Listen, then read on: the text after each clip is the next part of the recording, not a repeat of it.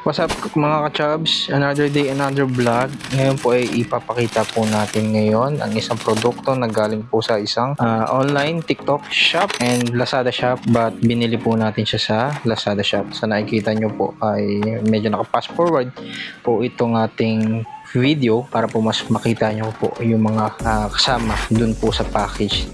Ito naman po yung ididikit sa phone at ito po yung pandikit, pero hindi po ganun